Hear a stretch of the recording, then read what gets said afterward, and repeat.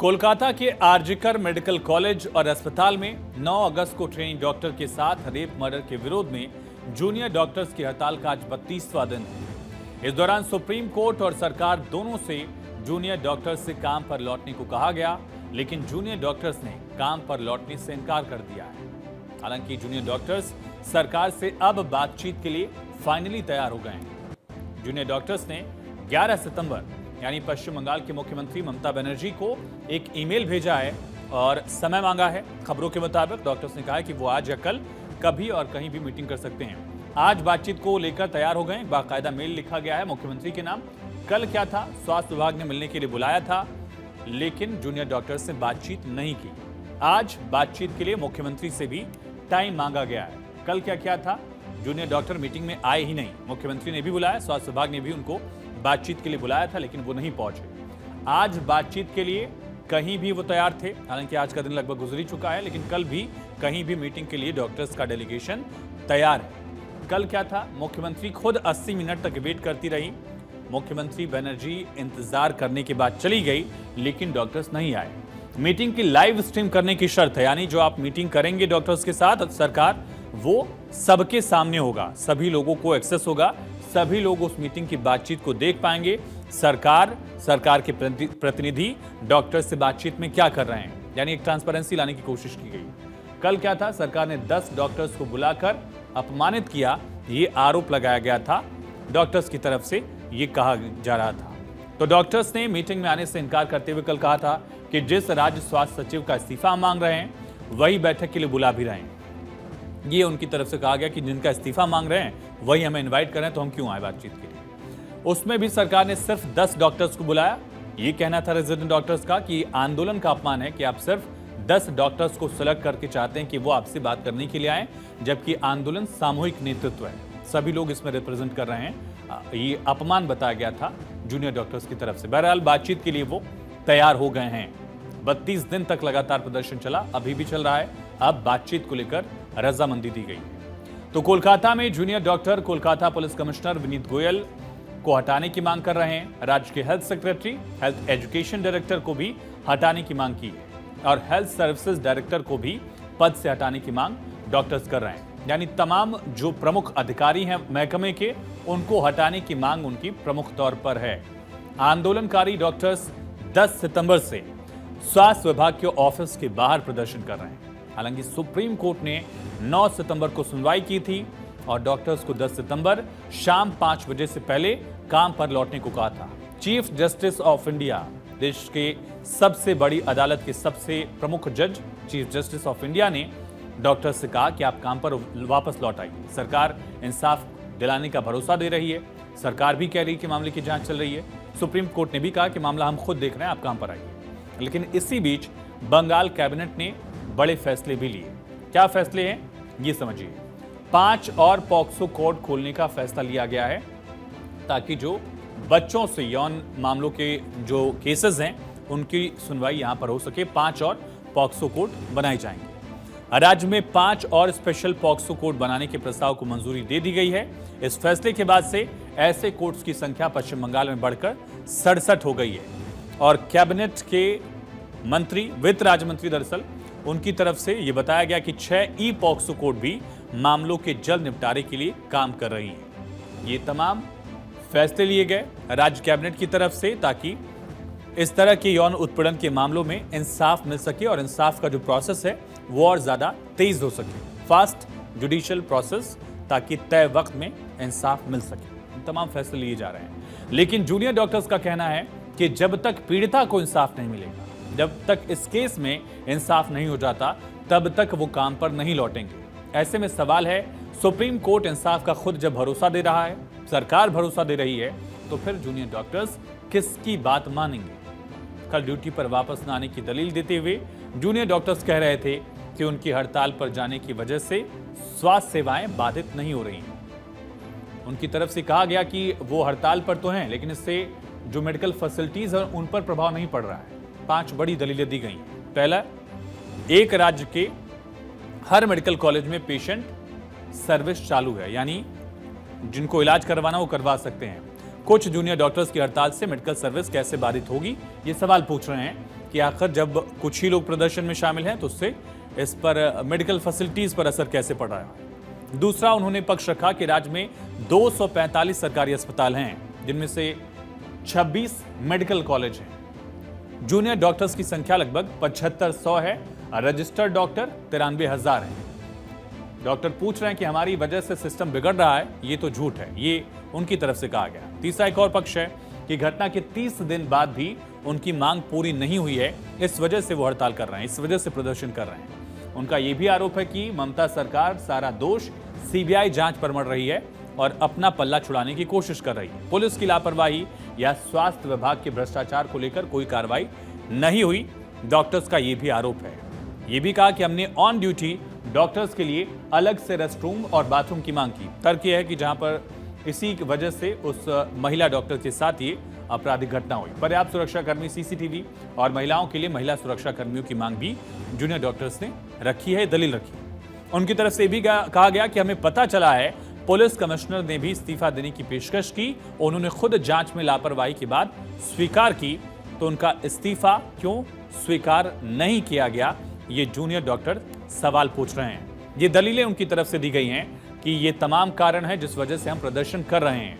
उनका ये भी कहना है कि इन प्रदर्शनों की वजह से, इस हड़ताल की वजह से मेडिकल फैसिलिटीज पर कोई असर नहीं पड़ रहा है। उसके पीछे उन्होंने जो दलील दी, वो दलील भी हमने आपके सामने रखी। मांग क्या है उनकी, ये भी हमने आपको बताया।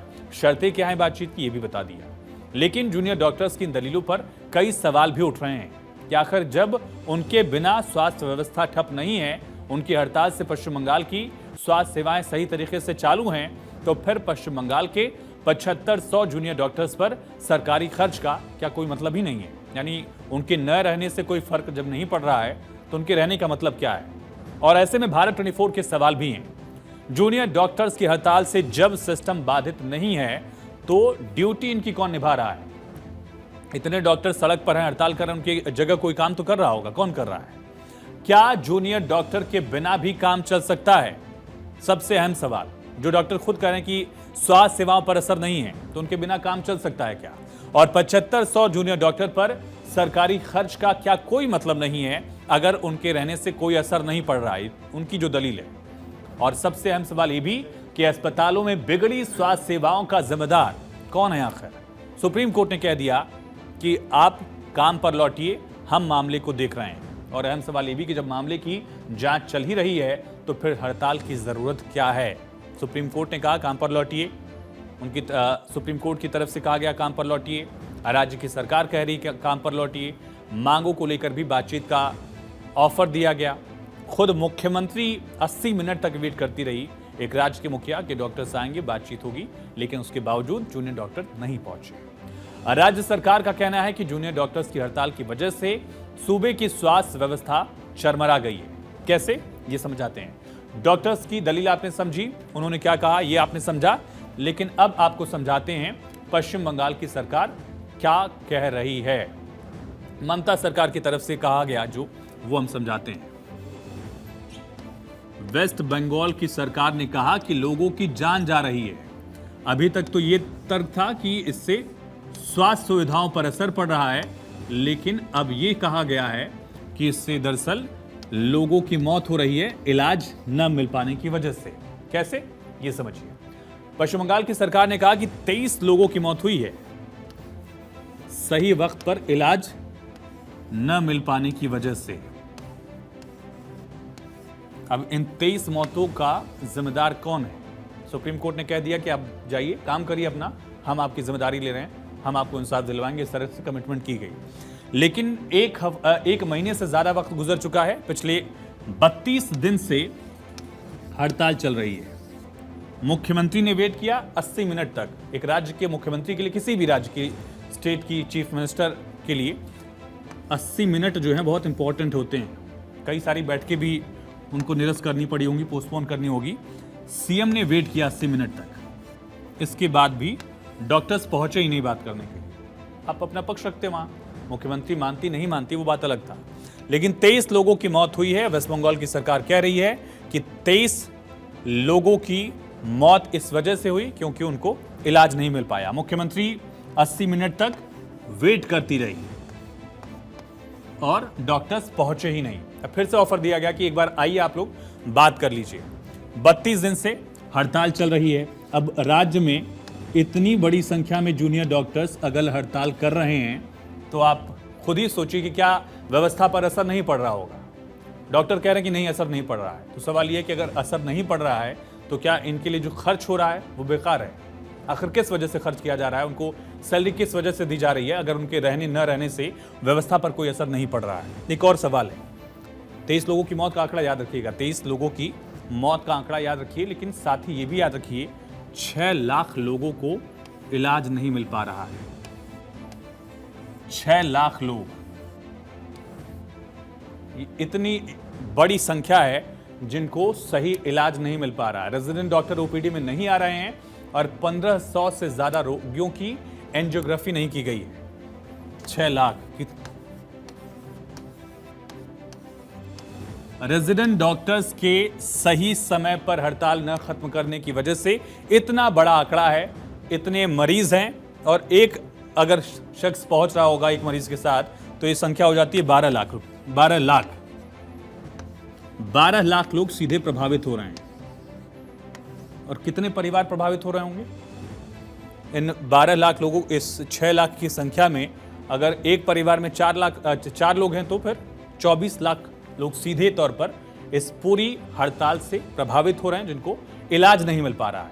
और मौत कितनी हो गई? 23 मौतें हुई हैं, 23 लोगों की मौत हो गई, ये पश्चिम बंगाल सरकार कह रही है, जिनको इलाज नहीं मिल पा रहा है। 1500 लोग ऐसे हैं जिनको एंजियोग्राफी की सुविधा नहीं मिल पा रही है, सिर्फ इस वजह से क्योंकि डॉक्टर्स हड़ताल पर हैं, उनकी तरफ से हड़ताल खत्म नहीं की जा रही है। सुप्रीम कोर्ट ने कह दिया, राज्य की सरकार कह रही है, उनकी तरफ से मांगे मानी नहीं जा रही है। अब एक और आंकड़ा जो है वो समझते हैं कि आखिर किस तरह से व्यवस्थाएं हैं पश्चिम बंगाल में। आखिर आंकड़ा क्या है सरकारी अस्पतालों का, ये समझिए। वेस्ट बंगाल में 245 सरकारी अस्पताल हैं। सरकारी अस्पतालों की संख्या पश्चिम बंगाल में 245 है और इसमें मेडिकल कॉलेजेस भी हैं। इसमें मेडिकल कॉलेज की संख्या है 26 मेडिकल कॉलेज हैं और जूनियर डॉक्टर्स की संख्या है 7500 जो हड़ताल कर रहे हैं। कुल रजिस्टर्ड डॉक्टर्स की संख्या है 93,000, यानी कुल 1,05,000 डॉक्टर हैं पश्चिम बंगाल में। 1,05,000 डॉक्टर्स पश्चिम बंगाल में हैं। ये आंकड़ा सामने आ चुका है और ये आंकड़ा जानना इस वजह से भी जरूरी है क्योंकि डॉक्टर्स की हड़ताल का असर बहुत व्यापक तौर पर पड़ रहा है। यानी एक लोग पर, या ऐसे समझ लीजिए आप, एक डॉक्टर पर 1030 लोगों की जिम्मेदारी है और इसमें से अगर एक बड़ी संख्या डॉक्टर्स की हड़ताल पर चली जाएगी, जूनियर डॉक्टर फ्रंट के तहत लगभग 7000 डॉक्टर प्रदर्शन कर रहे हैं। कितनी संख्या है? 7000 इंटू 1030। ये इतनी बड़ी आबादी का जो हिस्सा है वो सीधे तौर पर इसका प्रभावित होगा, ये सीधे तौर पर भुगतेगा और वो नुकसान हो भी रहा है। लगातार लोग भुगत रहे हैं। 23 लोगों की मौत हो गई, इलाज नहीं मिल रहा है, एंजियोग्राफी नहीं हो रही है, ओपीडी में लोग जा रहे हैं, वहां इंतजार करना पड़ रहा है। इस तरह की दिक्कतें आम हो चुकी हैं। वो भी तब जब सुप्रीम कोर्ट ने भरोसा दिया कि आइए आप अपने काम पर वापस लौट आइए, हम खुद इस केस को देख रहे हैं। सरकार इंतजार कर रही है कि आप आइए, बात करिए हमसे, लेकिन जूनियर डॉक्टर्स की तरफ से अभी तक बातचीत को लेकर शर्तें ही रखी जा रही हैं। कल वहीं आरजीकर मेडिकल कॉलेज और अस्पताल के प्रशासन ने 51 डॉक्टर्स को धमकी दी। संस्कृति को बढ़ावा देने और संस्थान के लोकतांत्रिक माहौल को खतरे में डालने के लिए नोटिस भेजा था। दरअसल नोटिस भेजा गया कि धमकी की संस्कृति को बढ़ावा दिया जा रहा है, संस्थान के लोकतांत्रिक माहौल को खतरे में डाला जा रहा है, इस तरह का यहां पर जिक्र किया गया था। अब पूरे मामले पर देखना है कि क्या समाधान का रास्ता निकल पाता है।